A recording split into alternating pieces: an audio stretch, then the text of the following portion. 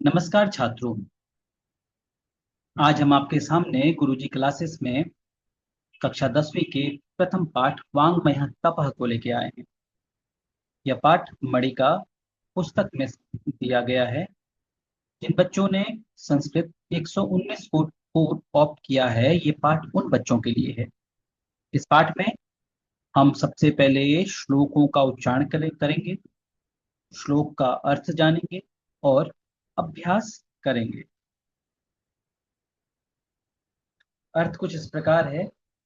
शारदा शारदां भोज वदना वदनाम्बुजे सर्वदा सर्वदास्माकं सन्निधिं सन्निधिं क्रियात्।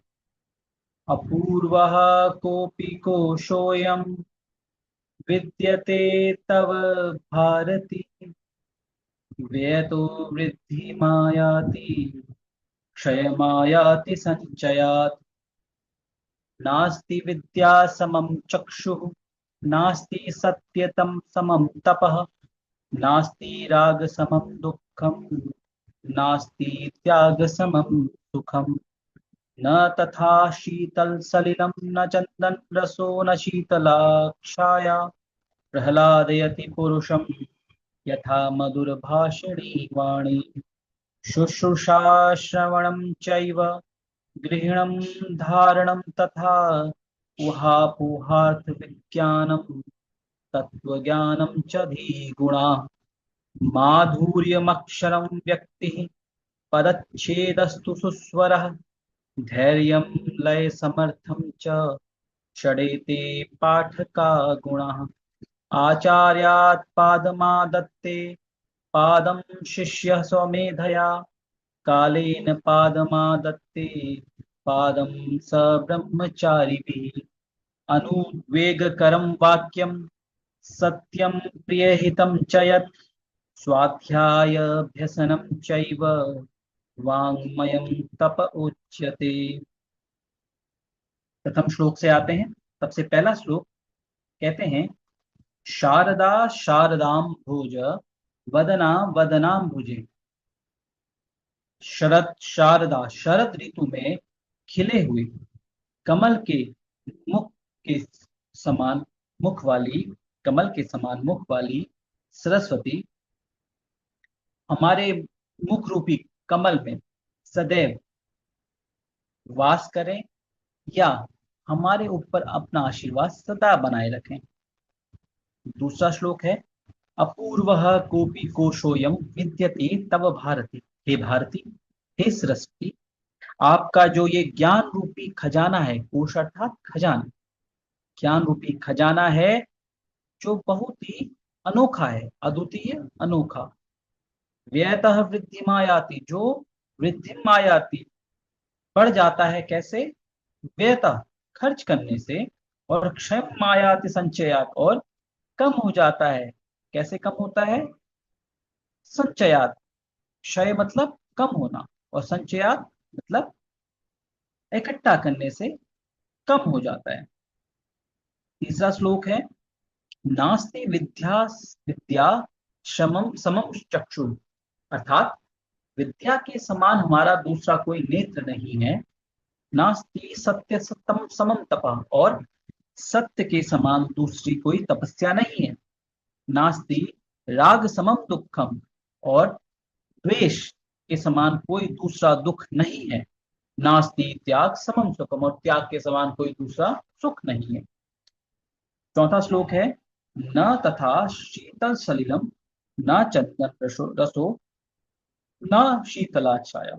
कहते हैं न तथा शीतल सलिलम, न ही ठंडी हवा से और न ही चंदन के रस से तथा न ही शीतल ठंडी छाया से।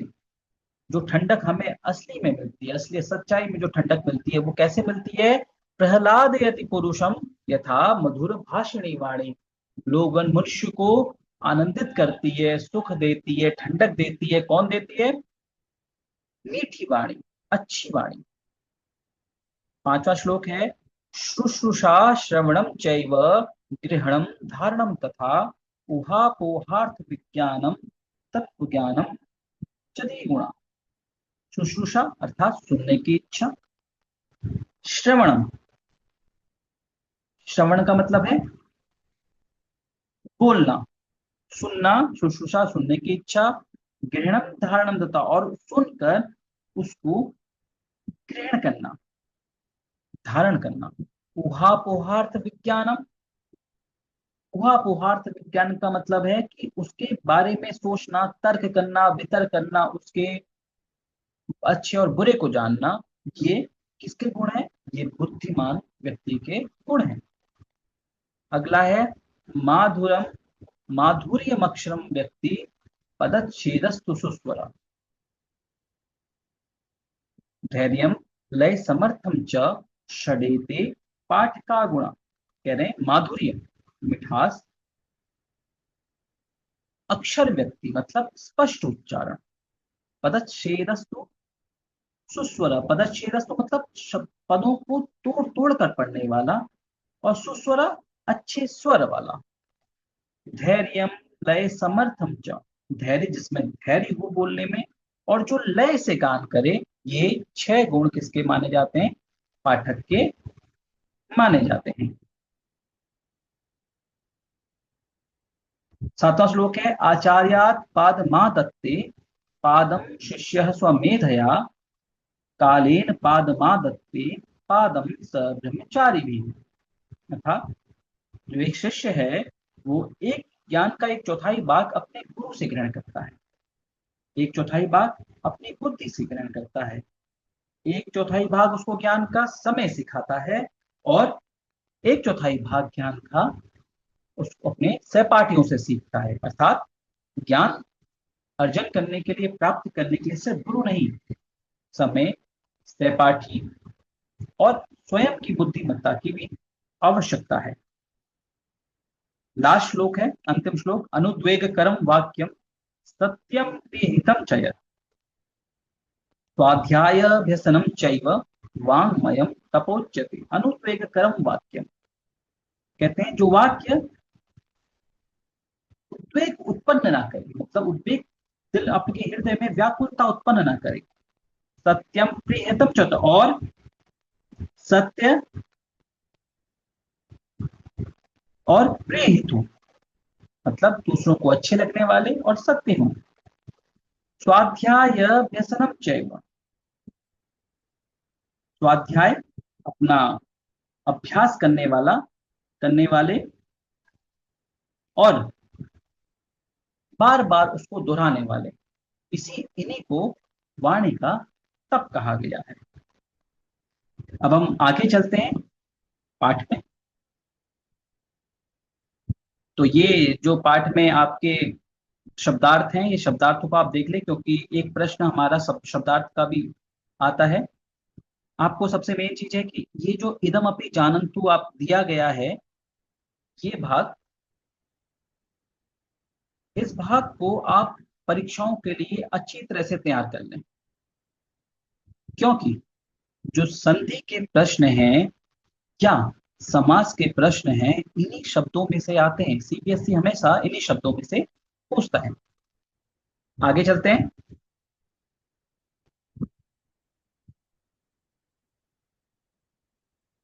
प्रश्न है एक पदेन उत्तरत और पूर्ण वाक्यन उत्तरत। ये अक्सर हमारी परीक्षाओं में नहीं पूछे जाते हैं, लेकिन फिर भी आप अगर कोशिश अभ्यास करना चाहे तो इनका कर सकते हैं। लेकिन कभी भी ये परीक्षाओं में, बोर्ड की परीक्षा में नहीं पूछे जाएंगे। जो भी आपसे एक पदेन उत्तरत और पूर्ण वाक्यन उत्तरत पूछे जाएंगे, वो किसी सीन पैसे से ही दिए जाएंगे, तो डायरेक्ट यहाँ से प्रश्न नहीं आएंगे।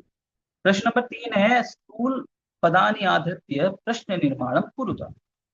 तो पहला है क, शारदा सर्वदा अस्माकं समीपे वसेत्। शारदा अर्थात स्त्रीलिंग शब्द, शारदा एक स्त्रीलिंग शब्द है, एक वचन है, तो इसमें आएगा शारदा की जगह का। क में आ की मात्रा का। भारत्याः कोशः अपूर्वः, भारती का कोश अपूर्व है, तो भारती का। तो कस्याः, कस्याः। ग है मधुर भाषिणी वाणी पुरुषम प्रहलादयति। पुरुषम पुरुषः पुरुषौ पुरुषाः पुरुषम। कम पुल्लिंग द्विवचन द्वितीय व्यक्ति एक वचन। पाठकस्य षट गुणाः संति। तो जहाँ कहीं भी संख्या हमें दिखती है तो हम संख्या की जगह कति का प्रयोग करते हैं। तो पाठकस्य कति कति गुणा संति। सत्येन सम सुखम नास्ति। दिख रहा है शब्द में जैसे सत्य केन। अनुद्वेग करम वाक्यम। देखिए यहां पर थोड़ा सा हमें ध्यान देना है। अनुद्वेग करम वाक्यम, तो अनुद्वेग करम एक विशेषण शब्द है जो वाक्य की विशेषता बता रहा है। तो इसमें हम आए, इसमें करेंगे हम कीदृशम वाक्यम। रागस्य विलोम त्याग। कस्य विलोम त्याग। प्रश्न नंबर 4। अपूर्व कोपि कोशोयम विद्यते तव भारती अत्र क्रियापदम किम। तो इसमें क्रियापद क्या है हमारा, विद्यते। प्रथम श्लोके कर्तृपदम किम, ये तो आप श्लोक देख पढ़ के आपको जानना है। शीतला छाया अनयोपदयो विशेषम किम। छाया विशेष्य पद है क्योंकि जो विशेषता जिसकी बताई जा रही है वही विशेष्य कहलाता है। उद्वेगकरम इति पदस्य लोम पदम पाठा चित्वा लिखत। अनुद्वेगकरम जो हमारे लास्ट श्लोक में आया था, 8वें श्लोक में। शुश्रूषा श्रवणम चैव ग्रहणम धारणम तथा अस्मिन् वाक्ये श्रोतुम इच्छा इत्यर्थे किम पदम प्रयुक्तम। तो पहला ही शब्द है इसमें शुश्रूषा। व्यतः इति पदस्य विलोम पदम पाठा चित्वा लिखत। दूसरा श्लोक था अपूर्वा कोपि कोशोम में, तो व्ययता का होगा संचया विलोम। तो स्तंभ द्वयो द्वे लिखितानां समानार्थक शब्दानां समुचितं मेलनं कृत्वा लिखता। तो ये ऐसे प्रश्न अक्सर परीक्षाओं में मुझे लगता नहीं पूछे जाते हैं। आगे चलते हैं। इनमें भी से हमारे ये सब आप अभ्यास कर सकते हैं, लेकिन ये परीक्षाओं में, बोर्ड की परीक्षा में तो ये प्रश्न नहीं पूछे जाएंगे। प्रश्न आएगा अंतिम प्रश्न जो है अधोलिखित 11वां प्रश्न देखिए। अधोलिखित पंक्तिषु स्थूलाक्षर पदानां प्रसंगानुसारम शुद्धम अर्थम चिनुत। तो वांग्मयम वाचिकम। तो अध्याय वसनम चैव वांग्मयम तपोच्यते। तो वाचिकम इसका उत्तर है। आचार्यात् पादम आदत्ते। तो पादम चतुर्थांशम। माधुर्यम अक्षर व्यक्ति पदच्छेदस्तु सुस्वर। माधुर्यम मधुर कोमलतया कोमलतया वर्णोच्चारणम। सर्वदा सर्वदा अस्माकं सर्वदा सर्वम ददाति इति सर्वदा। यह है हमारा पाठ 1। इसके अलावा अगर आपको इसमें पूरी अभ्यास चाहिए तो हम पूरा अभ्यास भी अपलोड करेंगे।